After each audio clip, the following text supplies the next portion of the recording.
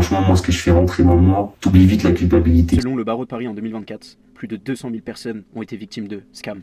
Pour comprendre le phénomène, nous avons été à la rencontre de l'un d'eux. L'individu a préféré garder l'anonymat et n'a pas souhaité être identifié.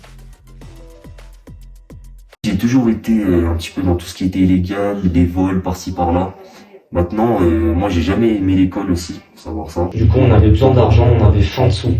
Et un jour, un pote à moi, il m'a présenté un plan comme ça, de scam. Du coup, je me suis lancé dans ça. Avec ça, je suis anonyme. Quel est ton profil type de victime? Profil type, principalement, c'est les femmes. Pourquoi? Parce qu'elles sont beaucoup plus naïves que les hommes. Maintenant, si je peux choisir une femme qui a des problèmes émotionnels, qui a des problèmes de famille, qui a des problèmes même dans sa tête directement, ça c'est full bénéf. Maintenant, il y a les personnes âgées aussi. Elles sont pas au courant des dernières technologies, tout ça. Quand je te dis les personnes âgées, en fait, elles vont moins être sur leur garde, elles vont être beaucoup plus naïves. Je vais aller, déjà, parler avec eux. C'est un long processus, c'est un long travail. Je vais parler avec eux sur les réseaux. Je vais utiliser des logiciels qui vont me permettre, de récolter leur adresse mail, leur numéro de téléphone, leur nom, prénom, etc.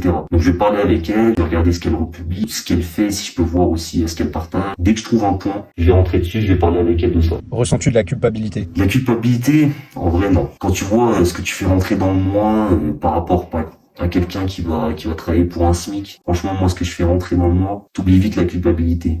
Combien peux-tu gagner avec cette arnaque? Combien je gagne? Ça, c'est le sujet que vous attendiez. Ça dépend du temps de travail que je vais faire sur eux. On va dire, par plan, au minimum 5 à 10 000 euros. Après, le plan où j'ai pris le plus d'argent, on va dire que c'était aux alentours des 80 000.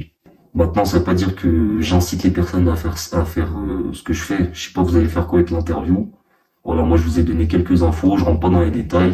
Maintenant, vous en faites ce que vous voulez. Les escroqueries en ligne prennent de nouvelles formes chaque jour, ciblant des victimes de tout âge et de milieu social. Internet offre un terrain de jeu idéal aux fraudeurs qui profitent de l'anonymat et des failles judiciaires.